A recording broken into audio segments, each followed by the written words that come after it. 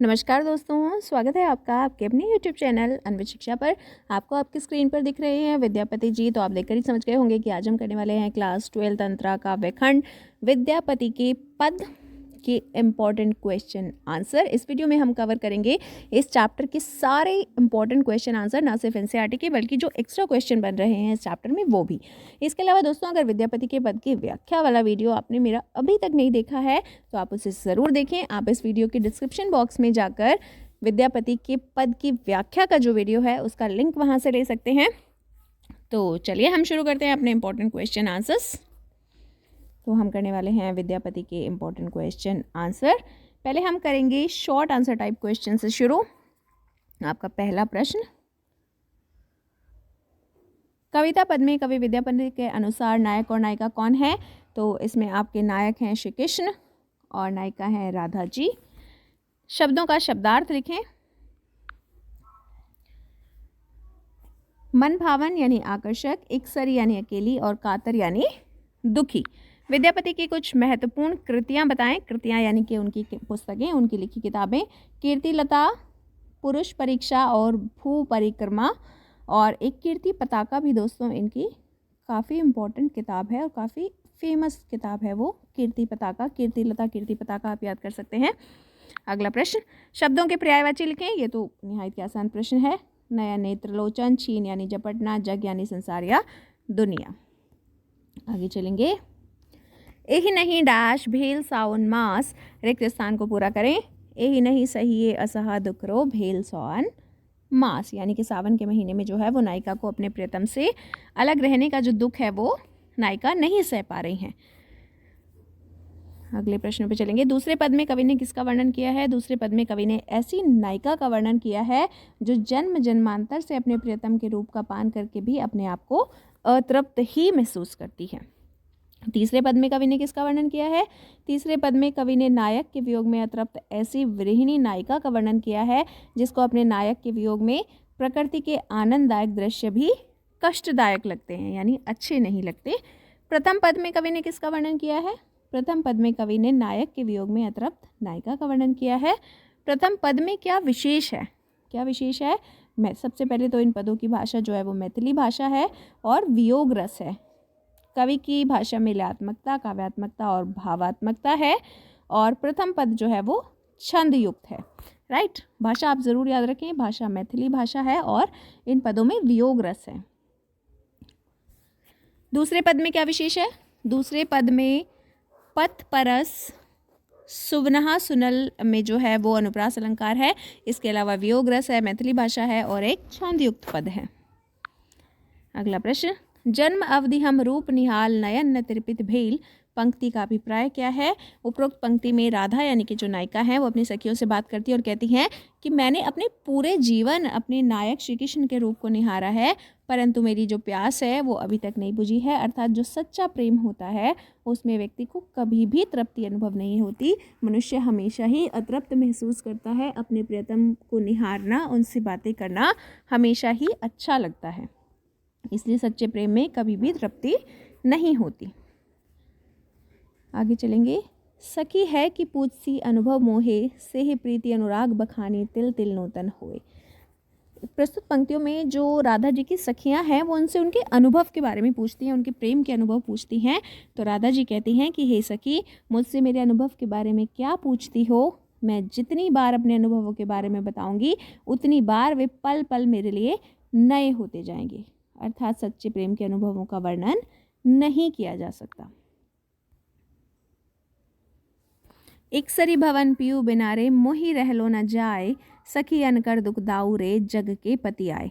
प्रस्तुत पंक्तियों का भावार्थ लिखें। भावार्थ लिखें, आशय स्पष्ट करें, अर्थ बताएं। सबका एक ही मतलब होता है दोस्तों कि आपको उनका अर्थ बताना है। उपरोक्त पंक्ति में कवि नायिका के दुखों का वर्णन करते हैं। नायिका कह रही है कि वह इस बड़े भवन में अपने प्रियतम के बिना अकेले नहीं रह सकती। नायिका अपनी सखियों से कहती है कि मेरे इस दुख को कोई समझने वाला है, अर्थात मेरा ये जो असहनीय दुख है वो किसी की समझ में क्यों नहीं आ रहा। इस संसार में कोई भी व्यक्ति किसी दूसरे का दुख दर्द नहीं समझ सकता। इस बड़े घर में मैं अकेले नहीं रह सकती और मेरा ये जो दर्द है, जो दुख है, ये कोई और नहीं समझ सकता। किए पति लए जात रे, मोरा प्रियतम पास। इन पंक्तियों का क्या अभिप्राय है? प्रस्तुत पंक्तियों में वर्षा ऋतु के आगमन का वर्णन कवि कर रहे हैं। कवि कहते हैं कि वर्षा ऋतु आ गई है, नायिका को अपने नायक की याद सता रही है और वे अपने नायक को वापस बुलाने के लिए संदेशा भेजना चाहती हैं। हिये नहीं सही असह दुख रे भेल साउन मास। इन पंक्तियों का अभिप्राय बताएं। कवि कहते हैं कि उपरोक्त पंक्ति के माध्यम से नायिका अपनी सखियों से पूछती है कि मेरा पत्र लेकर कोई मेरे नायक के पास जा सकता है, या मेरे नायक के पास मेरा संदेशा लेकर कौन जाएगा? क्या कोई ऐसा नहीं जो मेरे पत्र को मेरे प्रियतम श्री कृष्ण के पास पहुंचा दे? और वो कहती हैं कि इस सावन के महीने में विरह का ये दुख मुझसे नहीं झेला जा रहा।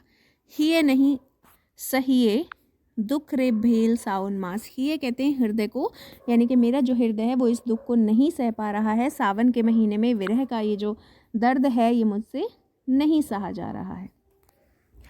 प्रियतमा क्यों दुखी हैं? काफ़ी इंपॉर्टेंट क्वेश्चन है। इससे अगला, ये दोनों प्रश्न काफ़ी एग्जाम की दृष्टि से काफ़ी महत्वपूर्ण है। प्रियतमा क्यों दुखी हैं? प्रियतमा के दुख के निम्नलिखित कारण हैं। सबसे पहले सावन का महीना शुरू हो गया है, जिसके कारण प्रियतमा अकेले नहीं रह पा रही है। वर्षा का आगमन उसे गहरी पीड़ा दे रहा है। प्रियतमा के जो प्रियतम है, यानी कि राधा के जो कृष्ण हैं, वो देश से बाहर है, यानी परदेश गए हुए हैं। वो अपने प्रियतम से मिलने के लिए व्याकुल है, लेकिन उनकी अनुपस्थिति जो है वो उसे चोट पहुंचा रही है। और राधा के जो नायक हैं, नायिका के जो नायक हैं, वो किसी और राज्य में चले गए हैं और उसे भूल गए हैं। ये बात राधा को अपार दुख देती है और साथ ही साथ घर का जो अकेलापन है वो भी उसे काटने को दौड़ता है। यानी कि ये चार बातें हैं जो नायिका के दुख का कारण है। अगला प्रश्न, ये भी दोस्तों बहुत इंपॉर्टेंट प्रश्न है एग्ज़ाम की दृष्टि से, आप ज़रूर पढ़ें, ज़रूर याद करें। कोयल और भौरों का गुंजन नायिका को कैसे प्रभावित करता है? इम्पोर्टेंट प्रश्न है। कोयल और भौरों के गुंजन का नायिका पर प्रतिकूल प्रभाव पड़ता है। कोयल का मधुर स्वर और भौरों की गुनगुनाहट उसे अपने प्रियतम की याद दिलाते हैं। वह कानों को बंद कर लेना चाहती है क्योंकि कोयल की मधुर आवाज़ और भौरों की गूंज उसे सुनाई न दे सके। इस तरह कोयल और भौरों की जो गूंज है वो उसे परेशान कर रही है, उसके नायक की याद दिला रही है। अगला प्रश्न, कातर दृष्टि से चारों तरफ प्रियतम को ढूंढने की मनोदशा को कवि ने किन शब्दों में व्यक्त किया है? तो कौन से शब्द हैं वो दोस्तों ये पंक्तियां हैं जिनका कवि ने वर्णन किया है। कातर दीठी करी 14 हेरी होरी नयन गरे जलधारा। इन पंक्तियों में कवि विद्यापति कह रहे हैं कि जो प्रियतमा है वो अपने प्रियतम को खोज रही हैं और उनकी मनोदशा जो है उसका वर्णन वो इन पंक्तियों में करते हैं। वो कहते हैं कि जैसे कुशल पक्ष की चतुर्दशी कमज़ोर होती है, वैसे ही नायिका का शरीर भी अपने प्रेमी की याद में कमज़ोर हो रहा है। हर वक्त उसकी आंखों से आंसू बहते रहते हैं। तत्सम रूप लिखिए। शब्दों के तत्सम रूप, तिरपित यानी संतुष्ट या तृप्त, विदगद यानी विदग्ध, क्षण या क्षण, निहारल यानी निहारना, पीड़ित यानी प्रीति और सावन यानी सावन। सेहे फिरत अनुराग बखानिज तिल तिल नूतन होए से कवि का क्या अभिप्राय है? इन पंक्तियों के द्वारा कवि का आशय है कि प्रेम में डूबा हुआ व्यक्ति कोशिश करने के बाद भी प्रेम से बाहर नहीं आ सकता। प्रेम एक ऐसा विषय है जिस पर कुछ भी व्यक्त करना संभव नहीं है। प्यार जितना पुराना होता है उसमें उतना ही नयापन आता जाता है। कवि कहते हैं कि प्रेम को लिखना या बताना संभव नहीं है क्योंकि कवि के अनुसार प्रेम स्थिर वस्तु नहीं है। इसी कारण प्रेम को व्यक्त नहीं किया जा सकता। और इन पंक्तियों में जब राधा जी की सखियाँ उनसे उनके प्रेम के अनुभव पूछती हैं तो राधा जी कहती हैं कि इन अनुभवों को बताना मेरे लिए संभव नहीं है। मैं जितना इन अनुभवों का वर्णन करती हूँ, जितना इस प्रेम का वर्णन करती हूँ, तो ये जो अनुराग है, ये जो मेरी प्रीति है, मेरा प्रेम है, मैं जितना बखान करूँगी वो उतना पल पल नया होता जाएगा, नूतन होता जाएगा। प्रियतमा के दुख के क्या कारण है? दोस्तों ये रिपीटेड प्रश्न है और ये मैंने इसलिए लिया है क्योंकि इसका उत्तर वहाँ से थोड़ा सा अलग दिया हुआ है। तो एक प्रश्न के जितने भी संभव उत्तर बनते हैं वो आपको पता होने चाहिए, क्योंकि किसी भी तरीके से प्रश्न घूम कर आ जाए आप उसमें कंफ्यूज ना हो, आप उत्तर लिख सकें, इसीलिए मैंने इसको लिया है। तो चलिए, प्रियतमा के दुख के क्या कारण हैं? सबसे पहले प्रियतमा का जो प्रियतम है वो परदेश गया हुआ है। वह प्रियतम के साथ को लालायित है परंतु उसकी अनुपस्थिति उसे पीड़ा दे रही है। दूसरा, सावन का मास आरंभ हो गया, ऐसे में अकेले रहना प्रियतमा के लिए बहुत मुश्किल हो रहा है और वर्षा का आगमन तो उसे विशेष रूप से दुखी कर रहा है। घर में प्रियतमा अकेली है, नायिका घर में अकेली है, घर उसे काटने को दौड़ता है और नायिका को ऐसा भी लगता है कि उसका जो प्रियतम है वो परदेश में जाकर उसे भूल गया है, इसलिए उसे ये स्थिति कष्टप्रद लग रही है। ये 4 कंडीशंस हैं जो नायिका के दुख को और अधिक बढ़ाती हैं। दूसरा प्रश्न, कवि नयन ने तिरपित भेल के माध्यम से विरहिणी नायिका की किस मनोदशा को व्यक्त करना चाहता है। दोस्तों, ये जो प्रश्न अब आपके चल रहे हैं ये एनसीईआरटी के प्रश्न हैं। इससे पहले हमने जो किए वो इंपॉर्टेंट एक्स्ट्रा क्वेश्चन थे जो इस चैप्टर में बन रहे थे। अब ये वो प्रश्न हैं जो आपकी बुक में भी दिए हुए हैं, यानी आपके चैप्टर के बाद में जो आपको काम करने के लिए क्वेश्चन आंसर दिए जाते हैं, ये वो प्रश्न हैं जो आपके एनसीईआरटी की बुक में दिए हुए हैं। तो चलिए हम करते हैं। कवि के अनुसार नायिका अपने प्रियतम के रूप को निहारते रहना चाहती है। वह जितना प्रियतम को देखती है उसे कम ही लगता है। उसके मन में जो है वो एक अतृप्ति की स्थिति बनी रहती है। कवि नायिका की इसी अतृप्त दशा का वर्णन करते हैं।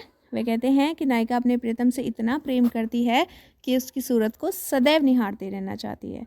उसका सुंदर रूप उसे अपने मोहपाश में बांधे हुए है। वो जितना उसे देखती है उतना ही और ज़्यादा देखने की इच्छा होती है।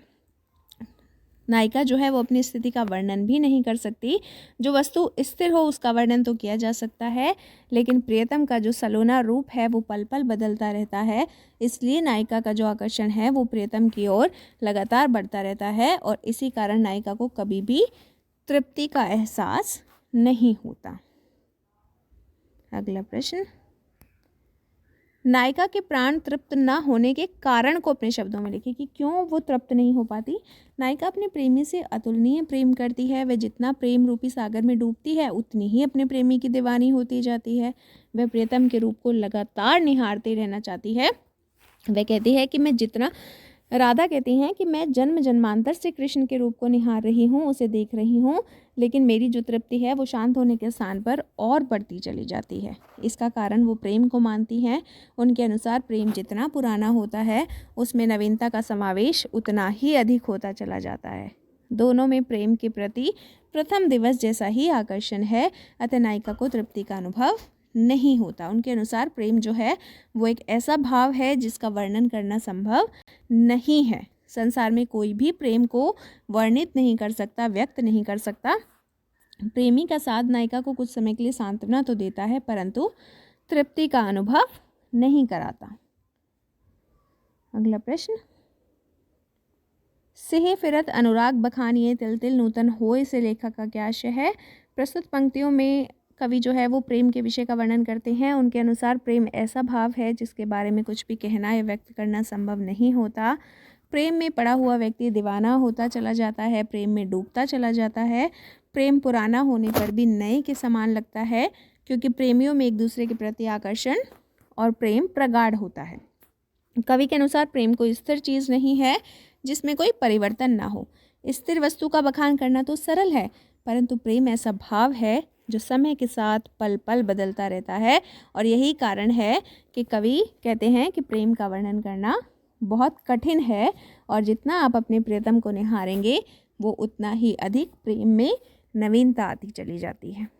अगला प्रश्न, कोयल और भौरों के कलरव का नायिका पर क्या प्रभाव पड़ता है। कोयल और भौरों का कलरव जो है वो नायिका पर प्रतिकूल प्रभाव डालता है। कोयल का मधुर स्वर और भंवरों की गुंजन नायिका को अपने प्रेमी की याद दिलाती है। वह अपने कानों को बंद करके इस कलरव को सुनने से बचना चाहती है, परंतु ये आवाज़ें फिर भी उसे सता रही हैं। उसके जो प्रियतम है वो परदेश गए हुए हैं, जिससे जो नायिका है वो विरह अग्नि में जल रही है और कोयल की जो कलरव है, भौरों का जो गुंजन है वो उसे और अधिक उसकी विरह अग्नि को बढ़ा रहा है, उसे परेशान कर रहा है। अगला प्रश्न, ये तो दोस्तों हम कर चुके हैं, रिपीटेड प्रश्न है। ये भी हमने देखा था प्रश्न, लेकिन इसमें कुछ शब्द और दिए हुए हैं। इसमें आप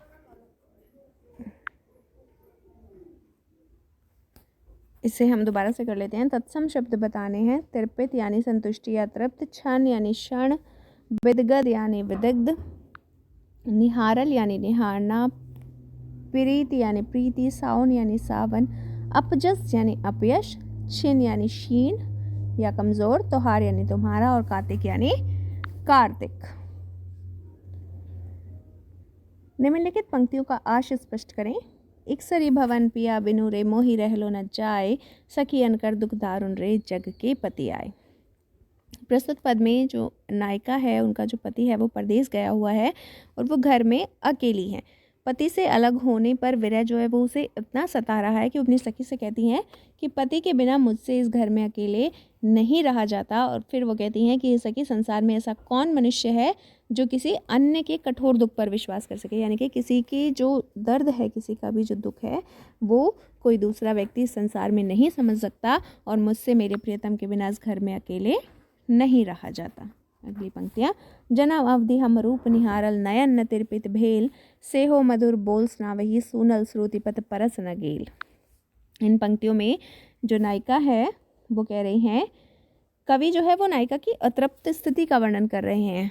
ये अतुप्ति नहीं है, ये अतृप्ति शब्द है।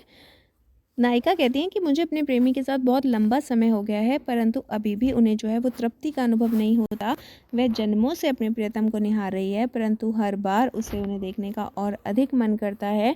नैनों में अतृप्ति का भाव अब भी विद्यमान है। वो लंबे समय से अपने प्रियतम की मधुर वाणी को सुनती आ रही हैं, लेकिन आज भी उन्हें अपने प्रियतम के बोल जो है वो बिल्कुल नए लगते हैं, यानी कि प्रियतम के रूप और वाणी में आज भी नवीनता का समावेश है, जिसके कारण नायिका कहती हैं कि मैं तृप्त नहीं हो पाती, क्योंकि जितना अधिक मैं उनके रूप को देखती हूँ, जितनी अधिक मैं उनकी वाणी को सुनती हूँ, मुझे वो उतनी ही नई लगती हैं, इसलिए मुझे तृप्ति का अनुभव नहीं होता। अगली पंक्तियाँ।